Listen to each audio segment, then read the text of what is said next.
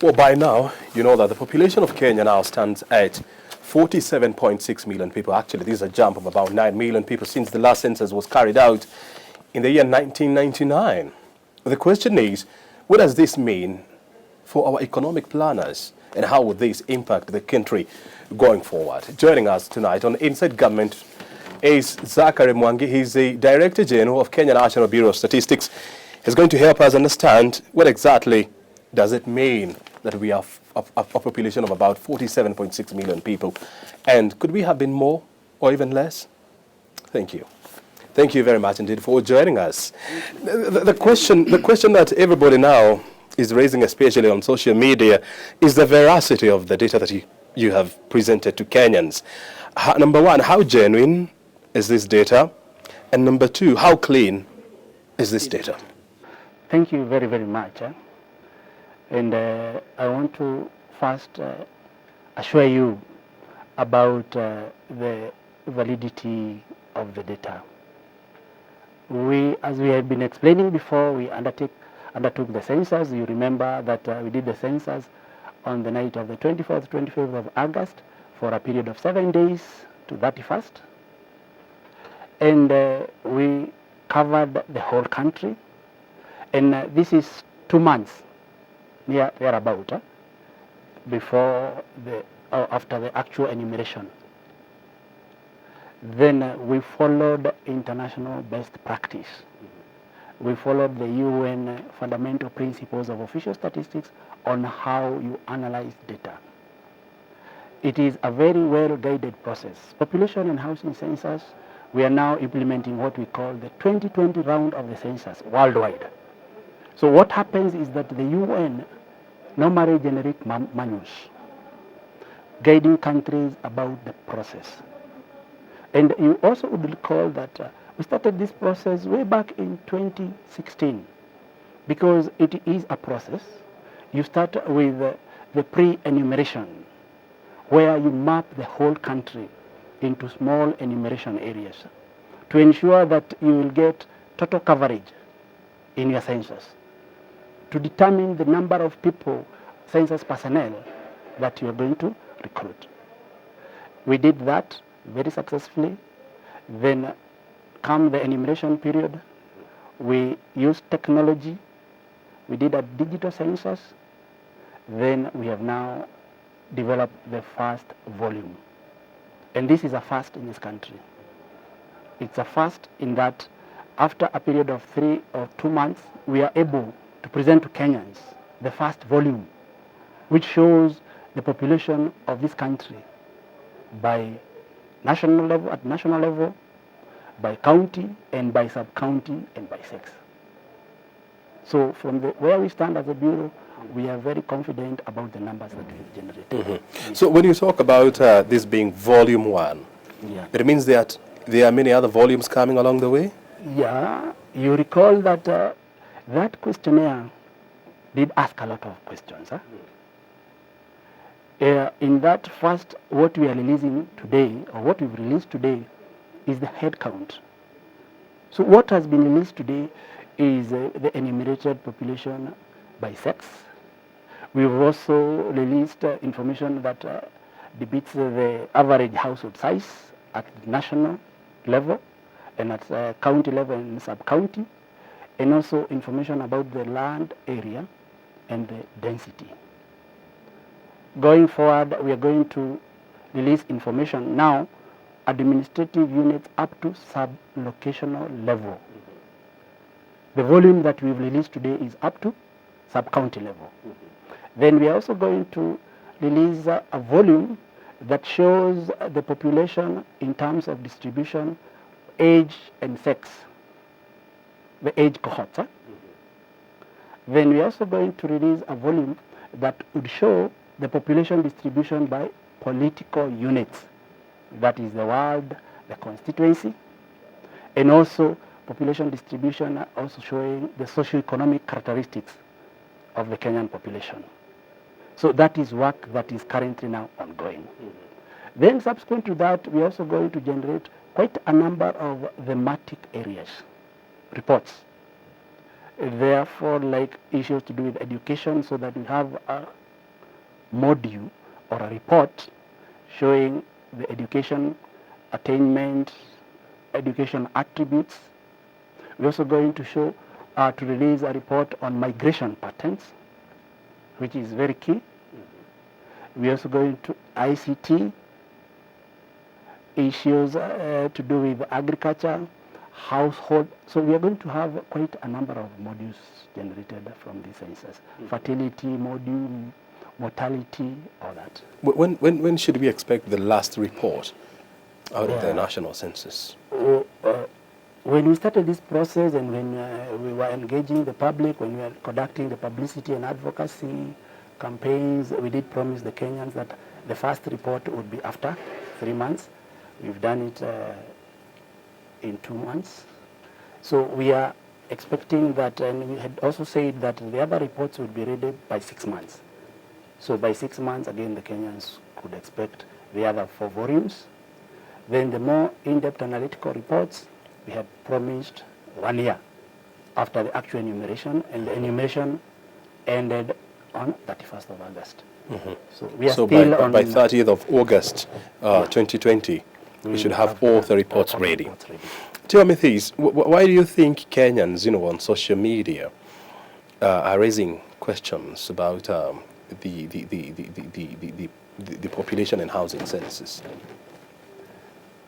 I want to believe is that it is how they are internalizing, and that's why it's very important that we reach out to the Kenyans and tell them that the data that we have released today talks about the head count, the number of Kenyans, and also where we found those Kenyans.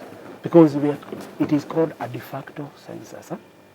So we counted people where we found them.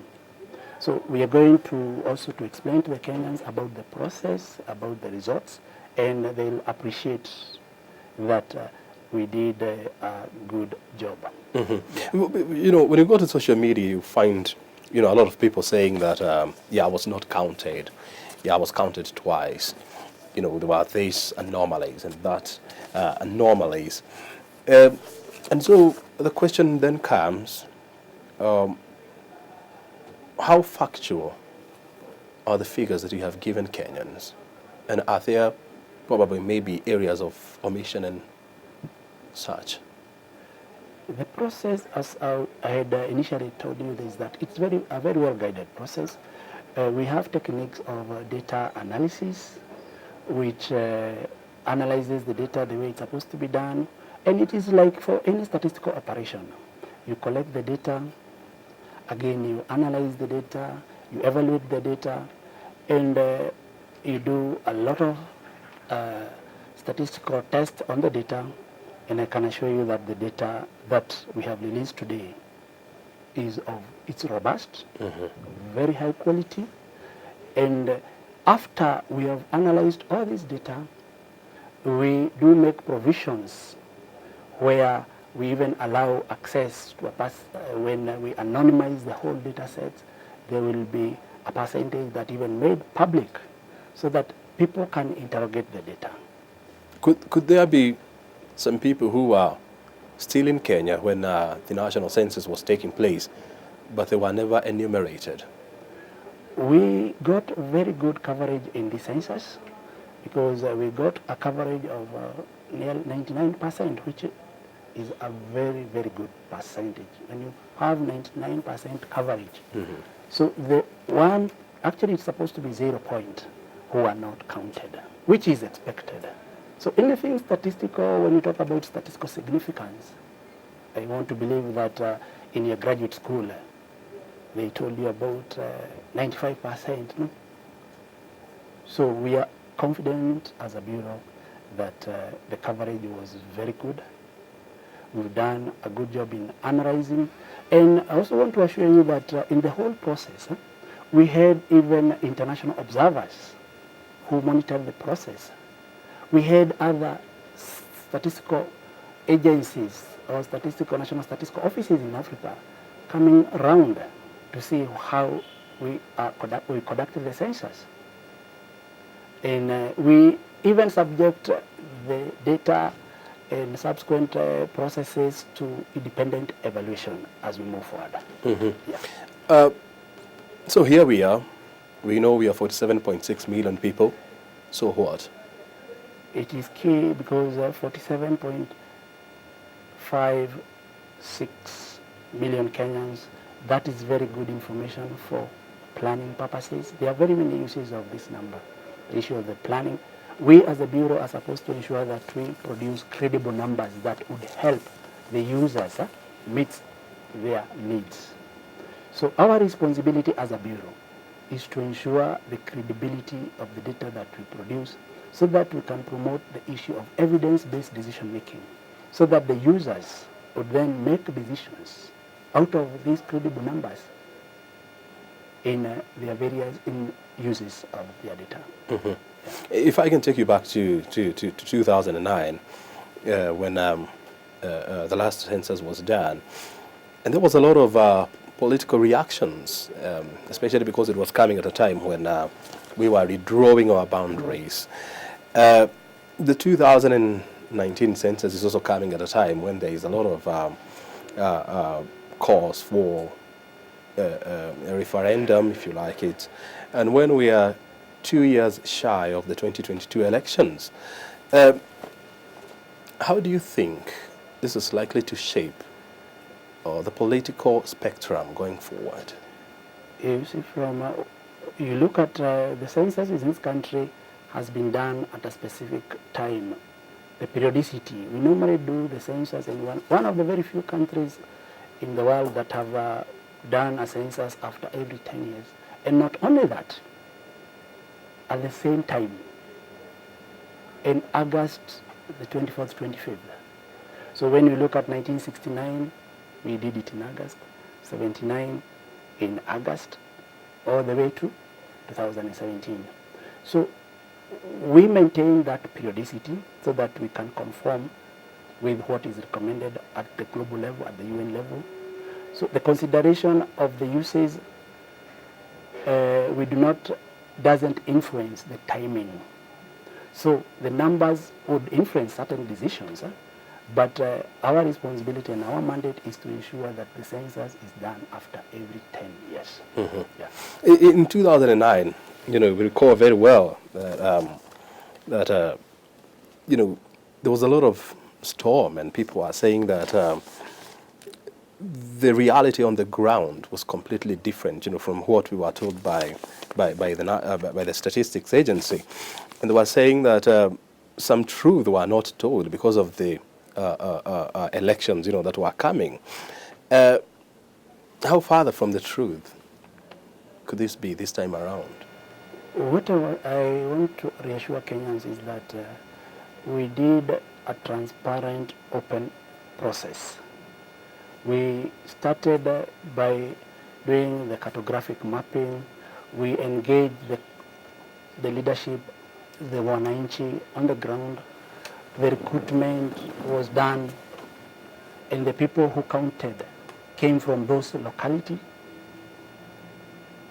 The process involved in the process is internationally agreed. So the assurance is that the credibility of the numbers, we should look at the credibility of the numbers, and we look at the process. What process did we use? And the assurance is that we used internationally best practice, how censuses should be conducted. Yes. Mm-hmm. And let's come back now to the issue of planning. So how would this report help the country when it comes to social as well as economic planning? For you to plan, you need to know how many people. You need to know where these people live. You need to know who these people are. And all this information is going to be provided by the census results so that planning can be based on evidence. This census is also providing a very, very rich database. We've even included, even in terms of sex, we've included intersex. We have a very elaborate, as when we go forward, when we do the analysis on disability, which conforms to what we call the Washington group of questionnaires. So there will be a lot of data that will be made available that would guide in the decision-making processes by the various stakeholders in this process. Yes. When you look at intercensal growth of the population, you see a drop of about 0.7 basis points. Is this as a result of Kenyans not giving birth as they have always done, or dying at a faster rate? Yeah, that's a good question because you see that the trend from 1969, 79, when you had that intersectional growth of 3.4, which was constant. Then it started going to 2.9. Now we are at 2.2. Again, the level of development, you look at the other socioeconomic activity, people now are more enlightened. If you look at when we did the demographic and health survey, we saw that the fertility rate in this country has gone down. So it can be explained why we are having that drop. So it is something that can easily be explained. How do you explain? The fertility. The fertility levels. Fertility levels have gone down. Yes. Why? Is it because of family planning? Is it because we are not eating well? Or what could be the reason? No, when you look at, we have a lot of information in the demographic and health survey about even the access to the family planning. I mean, levels of education has gone up. We know that the services, women are able to access the services. People are getting more educated. So the fertility can be explained by a number of factors why it is going down. Yes. And is it a good thing that, population growth is dropping? You see, for ourselves, what we try to avoid is to have a judgment that we make so that we ensure that we have a number which is not influenced by our direction. And that's why we normally just talk about a number, that the intersectional growth has dropped to this. Then we explain it to, for example, by the fertility levels have gone down. We also explained that even the household size, you could see in the report, have also gone down. You see, then what happens is that the users, the researchers, the policymakers then would use the numbers so that they can make interventions, either when it's a positive intervention or when they can arrest something that needs to be arrested. Look at Japan, for example, which is used as a model case of when population growth becomes stagnant, whereby now they are held up, or they are in a situation whereby they don't have workers because of aging population. And this started happening back in the year 1906. It has culminated to where they are now, where they are now they have an old age crisis. If we don't put proper planning in our processes, are we also likely to get into such a situation in the not so distant future? The issue is to look at the numbers, to look at the scenarios, but in this country we find that the structure of the economy, we are still a youthful population. So when we do release the age sex structure, that something still will come out. But it's good food for thought to think through 20, 30, 40 years down the line. And that's why now, even in the statistical community, there is more emphasis on looking at the issue of the aging population. So there is a lot of emphasis in looking at identifying the aging population, who they are, so that interventions can also be targeted to that kind of population. So even in this country, we are also making that effort so that we can also be reporting also on the aging population. And population and housing census is very important, is very good, because it will show, it will come out very clearly about the population who over 60 plus. So those are the details of the facts that then would help the policymakers to make appropriate. Tell me this, when you look at the average economic growth for the last 10 years, it has been around 5%. How does this compare with an annual population growth of about 2.6% annually? Yeah, it shows that we are growing more as an economy than our population growth, which is a good thing. So if it is the reverse, then it would be a concern. So the economy is growing more than the population. Yeah. And so then the question comes, if that has been the case, how comes planning has been an issue in this country? Because when you look at the unemployment rate in this country, it has been growing at a rate of 18%, annually. Or, well, I don't have the precise figures in my head, but maybe you can help me on this. When you look at the number of unhoused Kenyans, it has also been growing. So what is not happening? Is it that we are not using data the way we should use, or where is the disconnection? We actually do work very, very closely with government so that we provide all this information, and we are actually not the competent authority when it comes to the issue of the planning for this country. But we are key stakeholders in that they require our data. And I can assure you, looking around, we have the Vision 2030. We're now talking about the Big Four agenda. We are talking at the African level on issues to do with the 2063. We are talking about the 2030. The UN agenda. And from where I see it now, not as a DG, but I can assure you that the planning process in this country is very, very robust, because if you look at our planning documents, they are very good.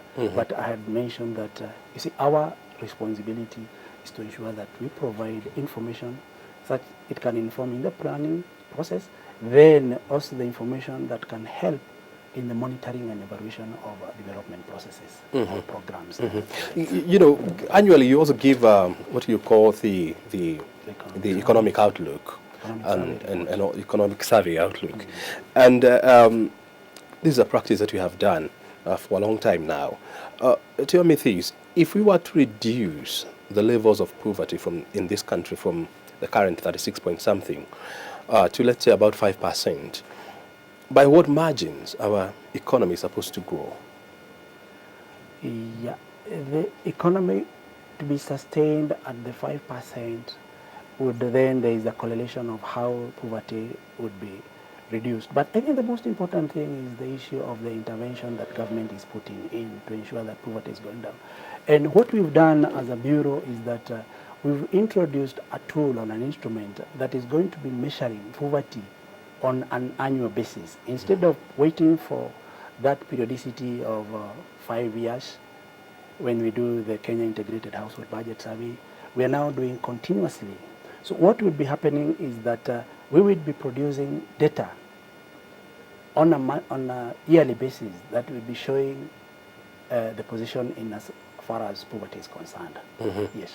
And we'll be then comparing that with the growth, and you'll be seeing now how the trends would be. Yeah. The other question, when you look at the figures, they will tell you that there are 20. The ratio between men and women is 50.1% in favor. 50.5%. 50 for women, in favor of women, and then 49.5% for men. Which makes sense. Which makes sense. Why does it make sense? It makes sense because that is how the distribution of population is. This demographic characteristics, and look at the demographic analysis. That is how it's normally is. Yeah. Is this a case of women not giving birth to many men, or men are dying faster than women? No, and what happens is that at birth we have more men than women. more male than female at birth. But as you age, you find that the population of the 60 plus, we have more female than male. And that internationally is what happens. It's not a unique What explains that phenomenon? It's not a unique phenomenon. It's a demographic pattern. Yeah. How is it explained? That at birth we had, let's say, 6 men and 4 women. Yeah. But at the age of 60, you have 6 women and 4 men. Yeah, we cannot pinpoint about the why, but it's a process. It's proven. Look at all the demographic analysis for any country. That is how the population dynamics looks like. So as men, what's the future for us? We have a bright future. Yeah, because you see the life expectancy is going up. It's growing up. So, yeah, we are all very optimistic. But DJ, because we have to come to the end of this interview, tell me this. I mean, now we know our numbers. What is the way forward? The way forward, first, is to thank the Kenyan population, the Kenyan people, for cooperating with our team. They provided us access to their homes. They cooperated with our census personnel. They provided the information that we required. So we have a very rich database. So going forward, I had mentioned is that we are going to provide more in-depth, we are going to provide more basic reports and more in-depth analytical reports, which will help Very this good. country. Yes. Anything else? I think that will be okay. That will be all. All right. Thank you. Thank you very much indeed for your time. Thank you. Asante sana. Good. Zachary Mwangi is the Director General of the Kenya National Bureau of Statistics, joining us here to try to put the figures into perspective. Yeah, we are 47.6 million people, but what exactly does this mean in terms of our social as well as economic planning? And you have heard it from him. My name is O'Brien Kimani. Thank you very much indeed for your time. This has been Inside Government. Stay right here for more programs.